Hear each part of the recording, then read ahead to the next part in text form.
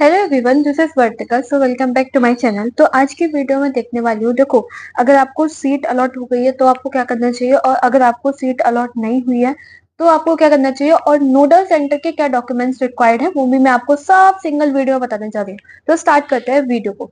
जैसा कि आपको पता है, देखो यूपी आयुष काउंसलिंग राउंड 1 की हमें क्या मिल चुका है, रिजल्ट मिल चुका है ना। ऑलरेडी रिजल्ट डिक्लेयर हो चुका है। 25 को हुआ था, लेकिन वो उसमें कुछ प्रॉब्लम्स हो गई थी, तो उस वजह से दोबारा रिलीज हुआ था। कब? कल, है ना। तो आप आई हो आपने सभी लोगों ने देख लिया होगा, जो भी मेरी वीडियो देख रहे हैं, है ना, कौन सा कॉलेज अलर्ट हुआ है। तो सब first of all congratulation to all. तो अब आपको करना क्या है, देखो पहले मेरी बात ध्यान से सुनो। अगर आपको सीट अलॉट हो गई है तो आपको कुछ चीजों की जरूरत पड़ेगी, वो मैं आपको बताती हूँ। अरे यार, ये मच्छर कौन सा गया।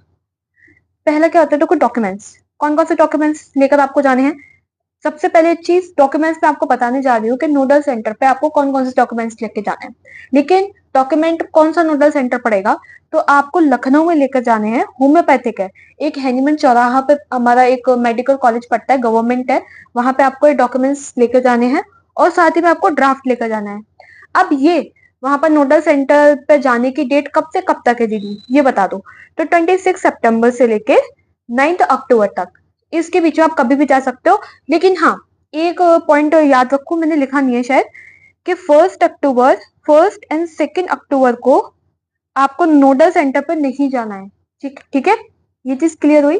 1 और 2 अक्टूबर को आपको नोडल सेंटर पे नहीं जाना है। इतनी चीज क्लियर हुई। नेक्स्ट बात करती हूँ मैं। देखो, अगर हुआ क्या ना, कुछ चीजें होती है।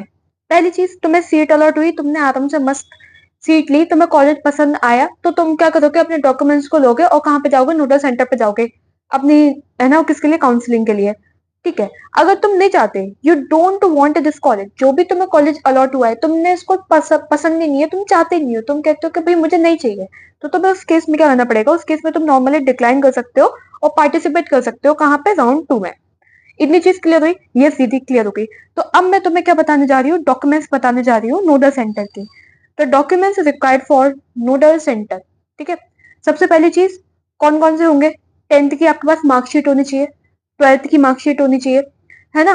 पासपोर्ट साइज फोटोज होने चाहिए, कितने, कम से कम 15 तो रख ही लेना, मिनिमम 15। फिर 15 से 20 आपके अकॉर्डिंग है, वो कितने रख सकते हो। कौन से वाले होने चाहिए फोटो, जो नीट वाले, एडमिट कार्ड पर जो आपने फोटो को लगाया था वो ही फोटोज आपके पास होनी चाहिए। ये चीज क्लियर हुई। हाँ जी दीदी, हो गई।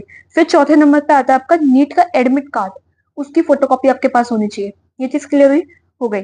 नेक्स्ट आपका आता है नीट 2025 का स्कोर कार्ड। जब आपका रिजल्ट आपने जहाँ पे देखा होगा आपको कितना स्कोर मिला है, कितना नहीं मिला है ना, तो वो कहाँ, वो वाला स्कोर कार्ड आपके पास होगा, तो उसके आपको प्रिंट आउट निकलवा के रखवा लेनी है। इतनी चीज क्लियर हुई। फिर अगर आप बिलोंग कर रहे हो, कैटेगरी सर्टिफिकेट आपको चाहिए होगा, ऑब्वियस की बात है। किससे? SC ST OBC EWS से कर रहे हो तो आपको कैटेगरी सर्टिफिकेट की रिक्वायरमेंट होती है। अगर आप जनरल से कर रहे हो तो नो नीड, किसकी सर्टिफिकेट, कौन सा कैटेगरी वाला। अब एक चीज याद रखो, अगर तुम ओबीसी से बिलोंग करते हो तो तुम्हें क्या करना है, अपना 1 अप्रैल 2025 के बाद का तो आपके पास कैटेगरी सर्टिफिकेट है, तो वो तुम्हारा इंपॉर्टेंट है, मतलब वो तो तुम्हारा ठीक है। अगर 1 अप्रैल, मतलब 1 अप्रैल 2025 से पहले का है, तो उसको दोबारा बनवा लो। और इतने दिन से चीख चीख के, चिल्ला चिल्ला के, हर वीडियो में जब भी मैंने डॉक्यूमेंट्स बताए हैं कि भाई बनवा लो बनवा लो, अब तक तो तुम्हारे बन भी गए होंगे, क्योंकि भाई सारी चीजें होती है ना। उसके बाद क्या होता है, डोमिसाइल सर्टिफिकेट तुम्हारे पास होना चाहिए। आईडी प्रूफ, आईडी प्रूफ में सबसे बेस्ट मैं किसको मानती हूँ, आधार कार्ड को, है ना। तो आधार कार्ड अगर नहीं है, इनके एनी केस कोई प्रॉब्लम है, कुछ भी है, तो वोटर कार्ड आपका चल जाएगा, ड्राइविंग लाइसेंस आपका चल जाएगा, है ना, राशन कार्ड भी चल जाएगा आपका, है ना, वो सब कुछ चल जाएगा। इतनी चीज क्लियर हुई, और भी चीजें चल जाती हैं। 9th नंबर पे आपका क्या आता है, आपके पास क्या होना चाहिए, कैरेक्टर सर्टिफिकेट होना चाहिए। ठीक है। कैरेक्टर सर्टिफिकेट कहाँ से मिलेगा, स्कूल से मिला होगा जब आपने 12th पास आउट किया होगा। फिर माइग्रेशन सर्टिफिकेट आपके पास होना चाहिए, टीसी होनी चाहिए आपके पास, गैप सर्टिफिकेट होना चाहिए, उसके बाद एक अलॉटमेंट लेटर होता है आपके पास, वो होना चाहिए। ओके। मेडिकल सर्टिफिकेट होना चाहिए, इतना इंपॉर्टेंट नहीं है, इसको अभी दूर रख सकते हो। अब करना क्या है, देखो, chequebook for free fee submitting, तो पास क्या होना चाहिए, चेकबुक होनी चाहिए, किसके लिए, फी सबमिटिंग के लिए। इतनी चीज क्लियर हुई, ये सीधी क्लियर हुई। अब एक चीज को मेरे बात ध्यान से रखो, ये जितने भी मैंने डॉक्यूमेंट्स बोले, कितने डॉक्यूमेंट्स होंगे ओवरऑल, इसको हटा दो, मेडिकल सेंटर वाले को हटा दो, टोटल 13 डॉक्यूमेंट्स होंगे आपके पास, है ना।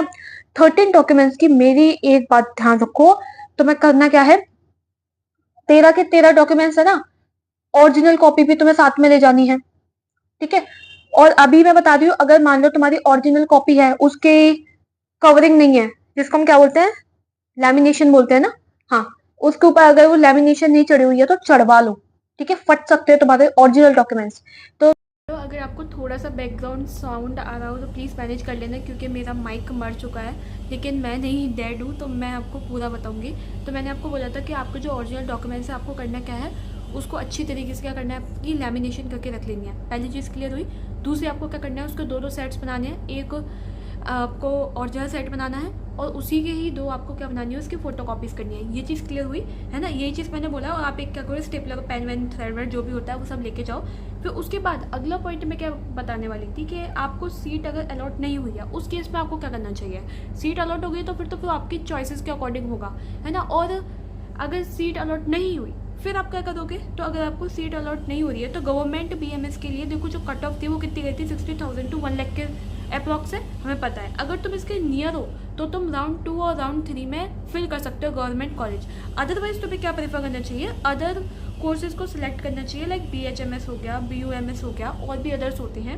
अगर तुम्हारा ना ही BHMS में हो रहा है गवर्नमेंट, ना ही BUMS में हो रहा है, ना ही BMS है ना में आपका गवर्नमेंट में होता है, तो कोई बात नहीं, घबराने की बात नहीं है। तो प्राइवेट ऑप्शन भी चूज़ कर सकते हो, it's only depends on you, ठीक है।